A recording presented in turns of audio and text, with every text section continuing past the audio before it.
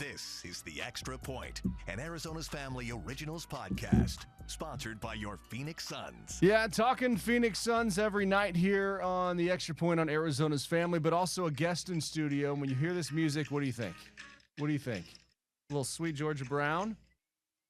There we go. All right, so the guest in studio today is a man who needs no introduction because he's the tallest Harlem Globetrotter. He's Hot Rod Joey De La Rosa joining us. I don't know if we keep this. Does this need to be going the entire interview? I'm gonna leave it up to you. If you want to keep it going, we can keep it going. If you want to shut it over, you can shut it over. I love it. I love whistling this with my kids. Do you ever whistle it? What you got a couple kids at home? Do they just whistle it as you go around? Nah, my kids they get on YouTube and they see all the Globetrotter stuff and they be like, Dad, Poppy, and I just be like, yeah, I know. Well, what is it like, man? You're coming to town. You're gonna have a couple stops here in the Valley. People can come out and watch you perform. What is it like being a member of the Harlem Globetrotters and traveling the world playing basketball? It's like I saw something one time, right? And Will Chamberlain said, when as a little boy I saw red, white, and blue and them spinning the ball on their fingers, that was like being a superhero. And that's exactly what it is. It's like being a superhero. Like, you got these colors on, you're world famous Harlem Globetrotters. You going out there and you inspiring not just kids, but people all over the world. So I know when I got this ball and you got number 47, Hot Rod De La Rosa on you, it's go time. So I love it. It's a cool experience, man. It's a cool experience. And you get to wear the same uniform that Wilt wore, right? I mean, that's kind of crazy to think about. Like, he was a Harlem Globetrotter, wasn't he? Yeah. Wilt was a Harlem Globetrotter. Magic Johnson. Was he really? Yeah, honorary. Yeah, he didn't really go out there. I don't know if we got videos of him doing tricks. I ain't got nothing against Magic. I like Magic. But, yeah, there's a few guys that been Harlem Globetrotters, man. And Sweet Lou Dunbar. I know you probably seen him in Scooby-Doo. That was the first time I saw that's him. Right. When they was on Scooby-Doo and he had the afro. They call him Gadget. He was taking all the stuff out of his head when I was like 7 years old. But I liked curling. Curly was my Neal? guy. Yeah, Curly Neal, Meadowlark Lemon. Yeah, Yeah, lived here, and the Globetrotters were out of here for a while. I talked to him quite a bit. Good man. I heard so many great things about Curly. He said he was cool and he was always happy. Like me, like I'm always happy. Well, so tell us about you have a couple of events coming up here in the Valley, but what should people expect? What goes into playing for the Globetrotters, trying to put on a show, but also trying to win the game and everything like that and have some fun? When you come to a Harlem Globetrotter game, you're going to see some amazing slam dunks. You're going to see some trick passes. You're going to see some half-court shots. I can't tell you everything. They got to come to the game. We're going to be playing at Desert Diamond Arena February 21st at 7 p.m. And if they can't make it to that game, the next day we'll be playing at the Footprint Center on February 22nd. And we have two games that Saturday. We got one at 2 p.m. and then we got one at 7 p.m. But if they can't make it to any of those two games, it's all right. All you have to do is go to HarlemGlobetrotters.com, see what city we're going to be at anywhere around the world, and pick your location and say, hey, I'm going to see the Harlem Globetrotters. We'll be in L.A., we'll be in New York City, we're even going to be in España, República Dominicana, or Germany. So you just have to pick where you want to see the Harlem Globetrotters, and you're going to be like, all right, it's go time. What's it been like for you traveling the globe playing in all these towns, but also playing in your native Dominican? For me, it's been amazing. And then it really hit me when I played in the Dominican Republic. And I'm like, I was playing here, like, playing international ball overseas. But it's not the same thing. And now I'm here as a Harlem Globetrotter. And I have all the people remembering me and saying, Joey Louis. Oh, va a jugar. Tú estás jugando con los trotamundos de Harlem. And I'm like, yes, I'm a Harlem Globetrotter now. And they be like, yo, that's crazy. Like, we can't wait to see you. You could do all those tricks. You could do this. And it's for me, that really melts my heart, especially when I see the young kids and they say, hey, can you spin a ball on my finger? And I was like, yeah, because I know how that feels. I know when I'm in your presence, I got your undivided attention. You're going to get that memory of a lifetime. Yeah, you just went into our afternoon meeting. We'll put the video over the top here and spun the ball on some folks' fingers. We had to. How do you do that? You got our anchor, Jared Dillingham. You got our editor, Vanessa, to spin the ball. How long does that take to master? That takes a lot. Growing up as a kid, you always playing with the ball, trying to spin it, trying to spin it. And when I became a Harlem Globetrotter, it was like, okay, I can spin the ball.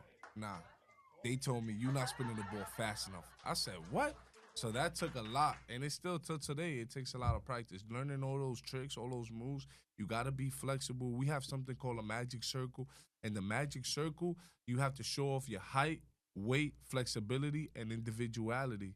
And that's when you learn and pick up tricks and see what fits you, what fits your personality, your character. What is it like going to training camp and trying to make the Globetrotters? What's the process like? When were you told, congratulations, you are now a Harlem Globetrotter? After tryouts, I went to tryouts. I got a call from my main man, Daniel Dunn, and he was like, hey, would you want to try out for the Harlem Globetrotter? And I said yes. Why wouldn't I? The reason I say yes is because I remember when the Harlem Globetrotters came to my school on 183rd Street in the Bronx in New York City when I was 9 years old. And they was doing all these fancy tricks that I go out there and do today. And I was like, wow. Later that day, I had to tell somebody. I went to my parents. I said, Mom, Dad, hoy yo voy a jugar baloncesto. Today I'm going to be a basketball player. My mom is like, Joey, you're so small. Why are you going to be a basketball Wait, player? you were so small? I was small. Wait, how tall are you now? 7'1".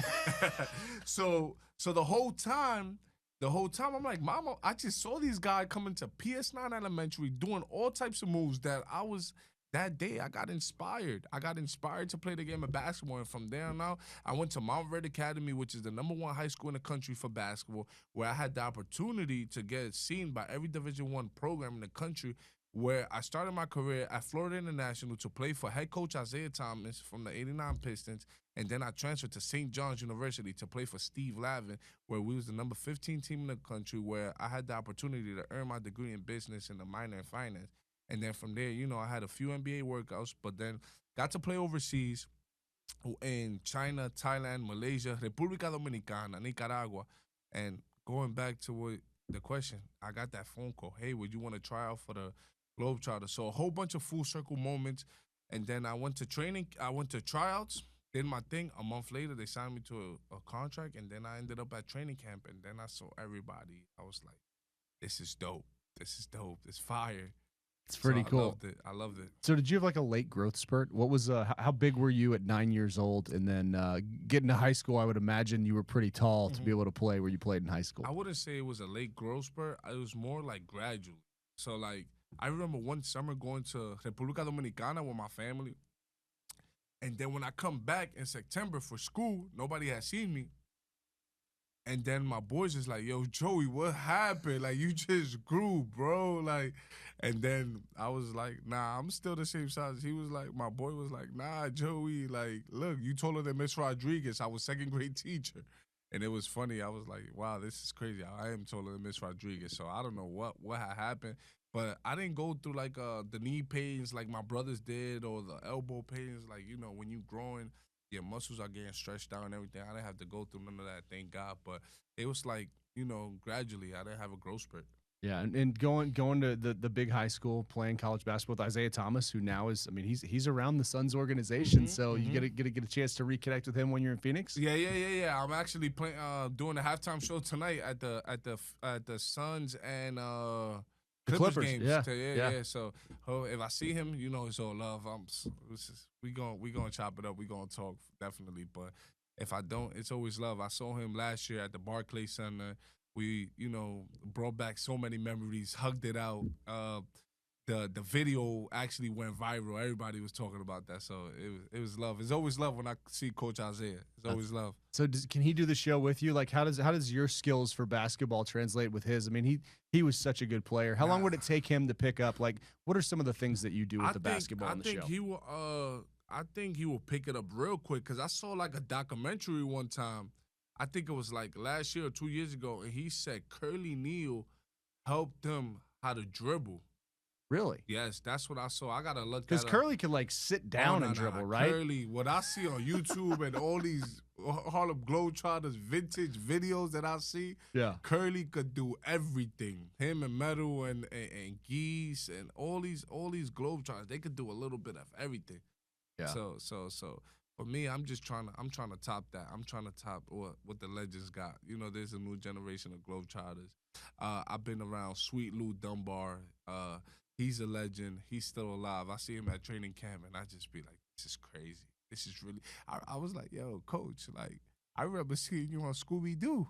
Like, I remember 7 years old, me and my brothers was watching Scooby Doo, the Harlem Globetrotters on Scooby Doo. Like, it's funny. So, for me to see that then, and for me to be around Sweet Lou Dunbar, it's just crazy. But to answer your question, I think Coach Isaiah, everybody knows the ball player he was. I think it would be pretty easy for him to pick up the tricks.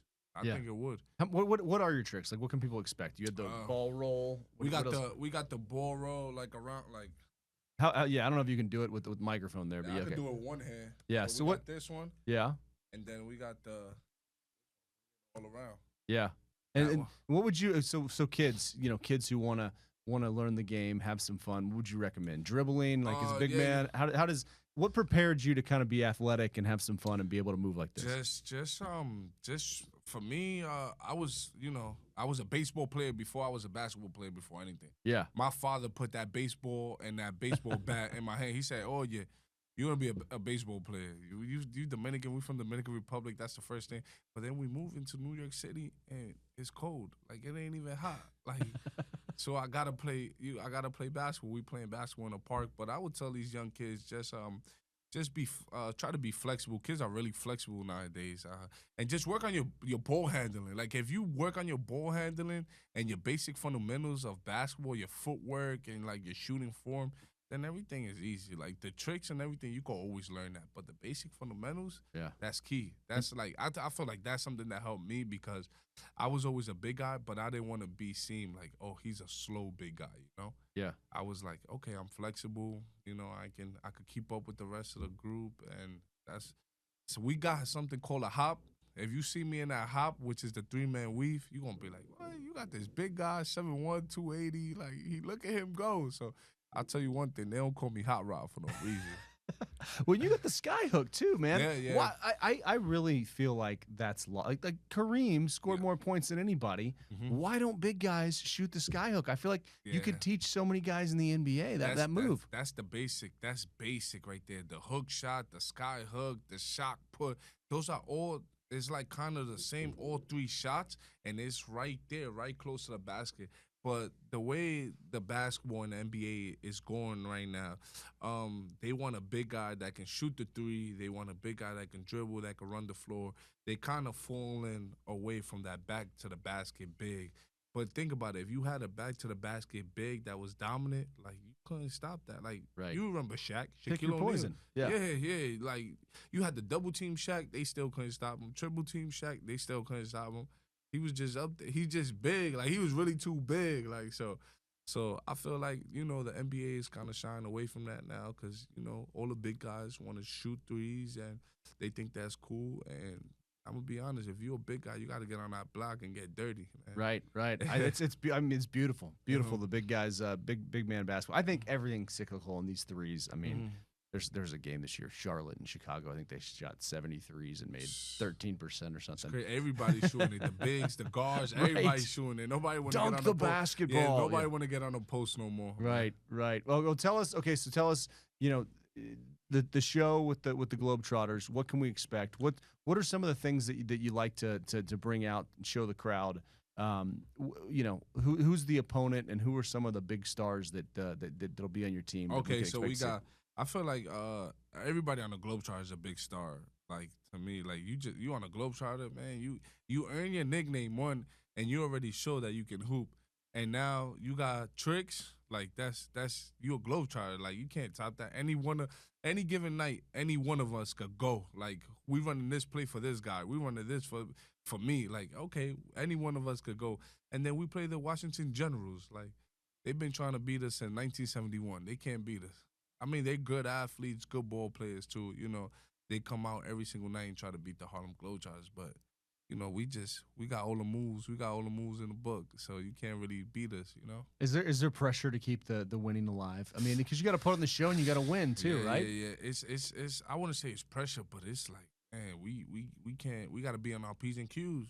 Because, if they have a good night and they're making 4-point shots all night that's 40 feet from the basket, that's Steph Curry range right there. Like, we got guys on our team that's doing that regularly. So we make sure we on our P's and Q's. But you know what I do when the game start? Right off the bat, give it to me in the post. Barbecue chicken. Ain't nobody guarding Hot Rod, man. And yeah, 3 games in a day, man. You got to be in shape for that for sure. Yeah, 3 games in a weekend. Yeah, definitely. It was 3 games in a weekend. More than 3 games in a weekend. We in a different city each and every day. Yeah, different city each and every day. We visit more than over 300 cities a year. So you definitely got to be in shape. Got to be able to run up and down. Got to be able to, like you said, just really be in tip-top shape. Yeah. And what does it mean for you to be a Goodwill ambassador? Oh, being a Goodwill ambassador for me, like we was talking off air, you know what we do on the basketball court. Tricks, the hook shots, the moves, everything, spinning the ball. But for me, it's more about what we do off the court, me going to the elementary schools and talking to the kids and preaching that positivity message to them. Listen to your parents, stay in school, work hard. Or going to the hospital. There's a lot of patients that are Harlem Globetrotter fans, and they see us on YouTube, they see us on our show, but they can't come to the game. So you know what we do? I go into the hospital and we bring the Harlem Globetrotters to you and give you that memory of a lifetime. Let me spin the ball on the finger. Let me do some tricks. I want you to rate me. Be honest with me. If my tricks are good, tell me they're good. If they're not, then they're not. But you know how I got all the moves in the book. So that's what it is for me. And I like, we like going into different communities. We have our show called Play It Forward.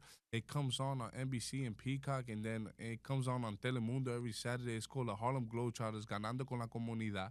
And you see what we do in the community. We say, hey, we are the Harlem Globetrotters. How can we help this community and be better for the future of the kids? And they tell us, hey, we need help putting some rims up. Can you help us? And I was like, yeah. Of course. It's probably not that hard for you to get the rim up. You just kind of reach up, I just, I'm up there. Well, we're looking forward to seeing you. We've had so much fun taking my boys when they were little. Now I've got a freshman in high school trying to play basketball. We'll try to get out there and see it. There's a magic pass you can buy, right? Tell us about that. Yeah, the magic pass is that's before the game even starts. Like, you get to take pictures with your favorite Globetrotters, get your autograph. Get some headbands. I like to give away my wristbands and my headbands, but I don't tell too many people that because then everybody will show up the magic pass. But I like to give away my stuff. So I recommend people to get magic passes for sure. Like, you get that one-on-one exclusivity with the whichever Harlem Globetrotters is there. You're gonna see me. You're gonna see my friend, my homegirl Torch. She's real cool. She's nice. You're going to see Prime Time. You're going to see Big Shot. You're going to see Hot Shot. You're going to see Crossover. You're going to see all of us. You're going to see Sunshine. You're just going to see a whole bunch of Harlem Globetrotters. And you can pick who's your favorite. And then if you can't make it to Magic Pass, it's all cool. We have something called the fifth quarter. And the fifth quarter is after the game, you could come down to the basketball court and get an autograph or a basketball or a picture taken by any of your Harlem Globetrotters. And if you want all of your Harlem Globetrotters to sign your stuff, that's the moment you do it right there. But you only got 30 minutes. Well, it's special, and you got to get a ball, too. That's part of the deal. Yep. Well, hey, thanks so much for coming in. Thanks for spending time with our friends in the news meeting. I think you brought some good cheer to them as well. We had to do that. We had to do that. Well, Thank you for having me. I really appreciate it. Yeah, it's great to meet you, and look forward to seeing you on the basketball court very soon here in the Valley of the Sun. Thank you. The Extra Point Podcast is a production of 3TV, CBS5, and azfamily.com in Phoenix, Arizona. Recording stopped.